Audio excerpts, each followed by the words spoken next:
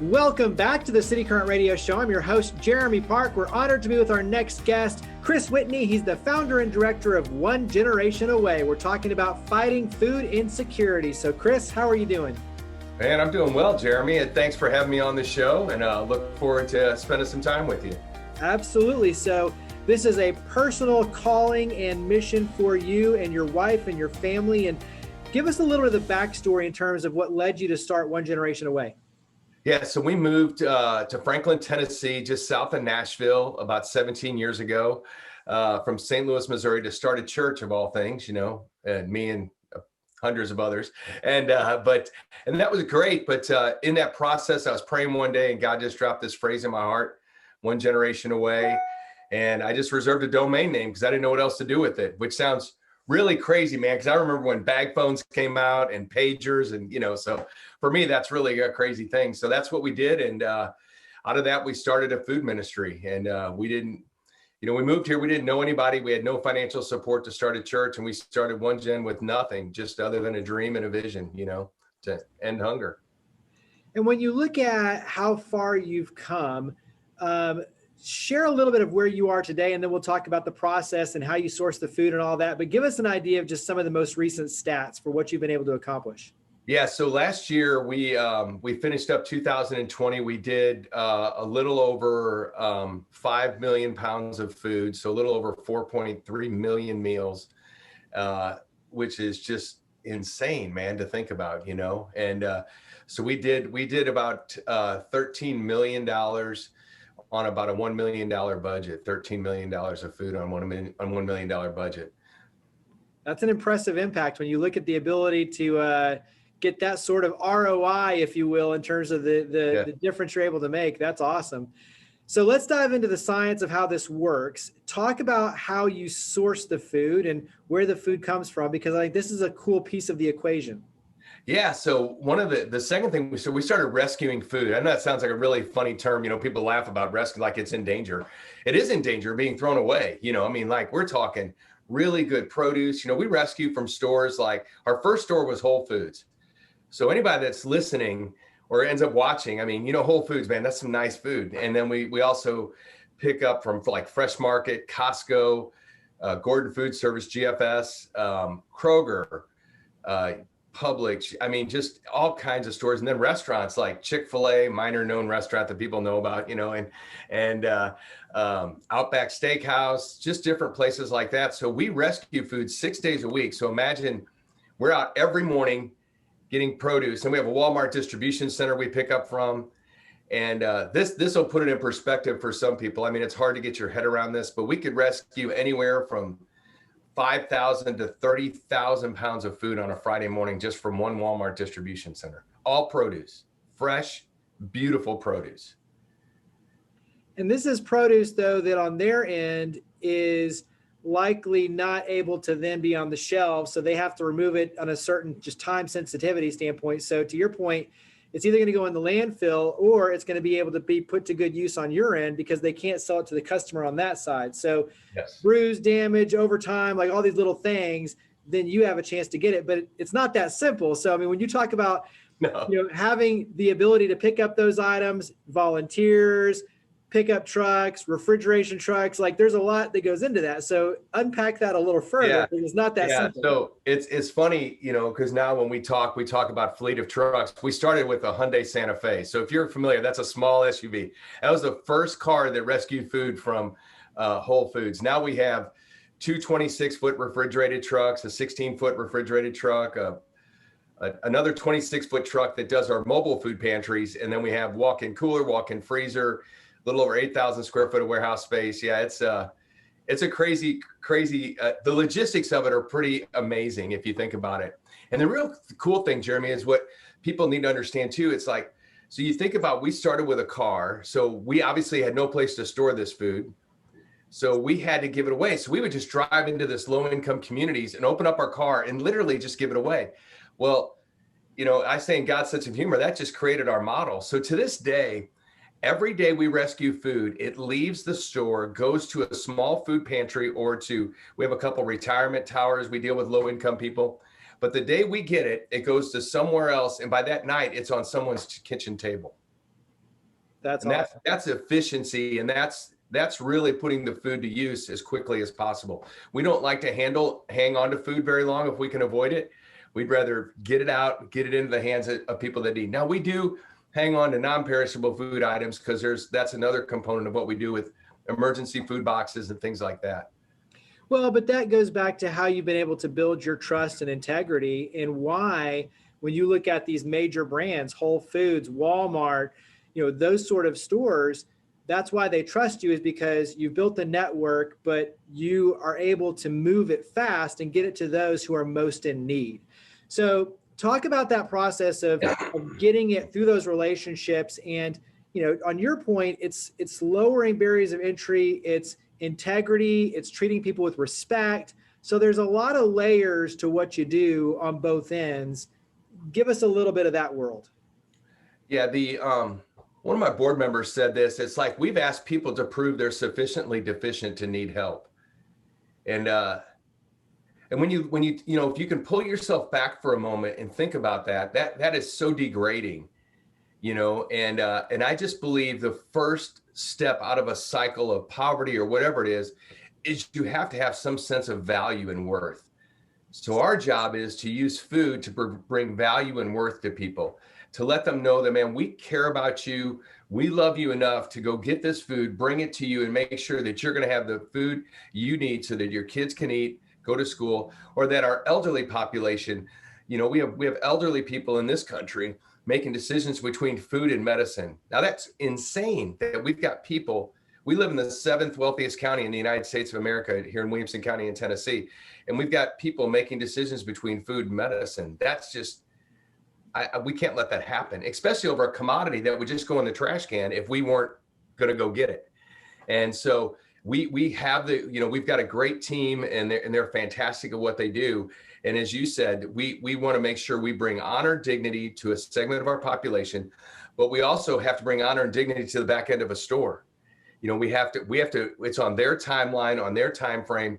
So we're there completely to serve the people we rescue food from, because guess what? They've got to open a store. They've got timelines they've got to meet as well. So there's a lot of moving pieces, as you said, in the whole processes.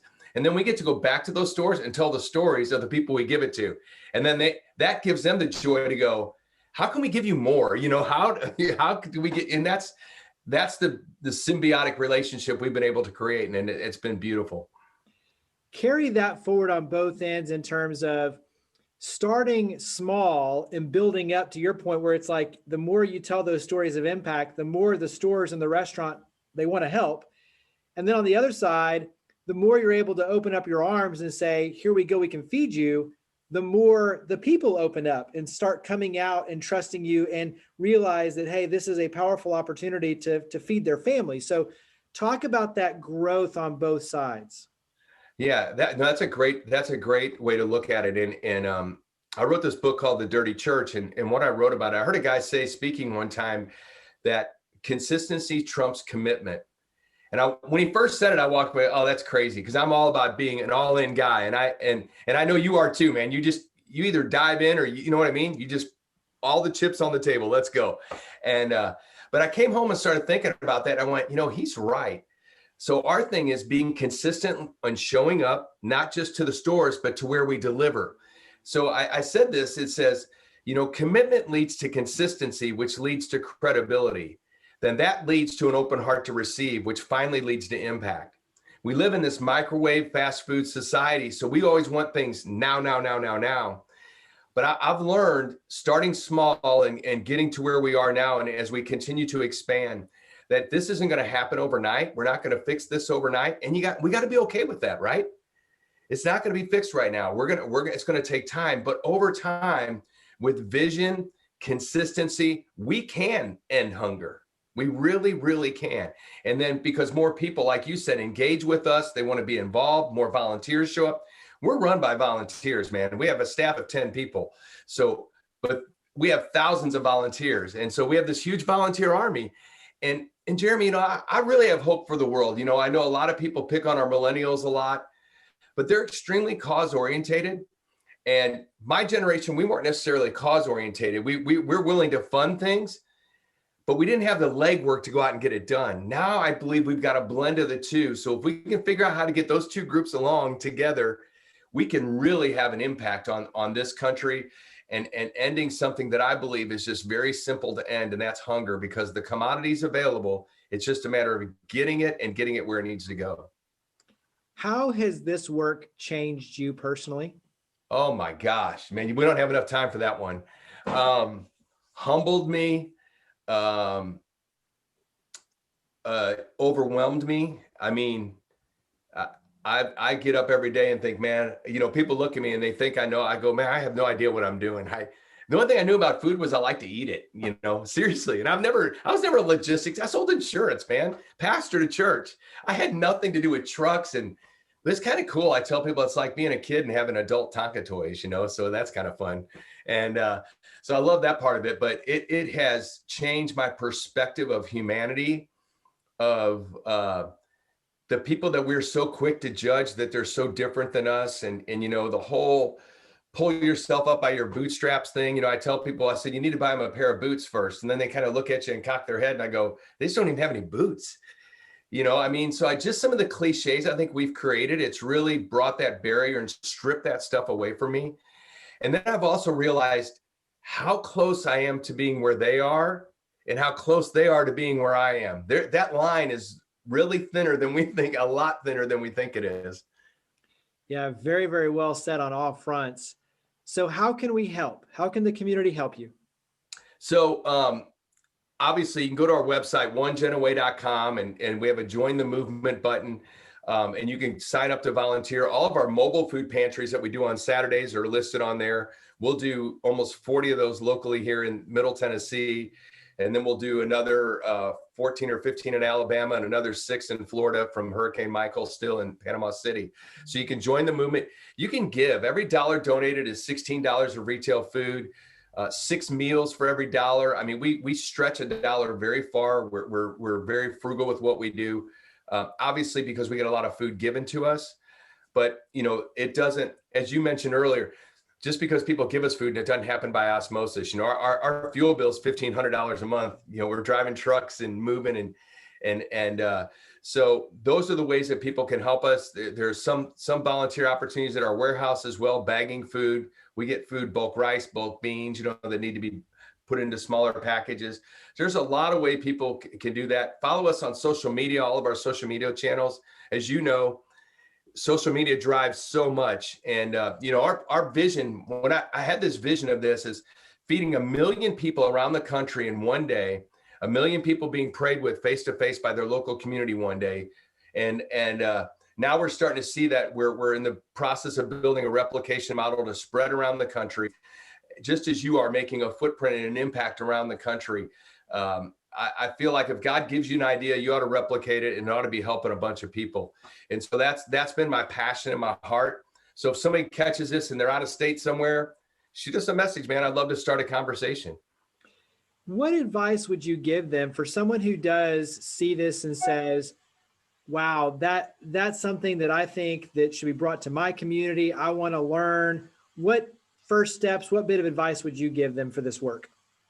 I mean, first thing is make sure you want to do it. I mean, honestly, as anything, I had a pastor years ago tell me, he said, if you want to get in the ministry, run from it as fast as you can. And if you can't outrun it, then you're good.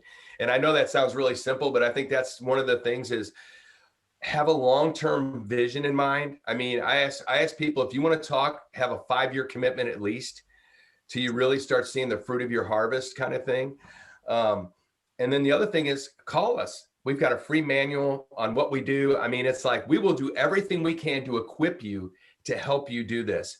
And if you don't want that, I'll still help you any way I can to how to connect to grocery stores, how to connect with your big food bank in your community. I can help you with all those things. And I'd be honored and glad to help anyone that's interested. What's one thing you wish everyone knew about One Generation Away? Wow, man, boy, that's a hard question. I wish you knew how much we care for people and how efficiently and well this thing runs. That's what I wish you knew. Nice. We'll wrap up again with contact information. So website, social media, where do we go to learn more and get involved? Yeah, onegenaway.com, ONEGENAWAY.com. Facebook is One Gen Away. Instagram is one.gen.away, and Twitter is at One Gen Away, all one word. Well, Chris, greatly appreciate all you, your family, your volunteers, your team. Everyone does greatly appreciate it. Thank you for coming on the show. Thanks, Jeremy. Hey, man, have a great day.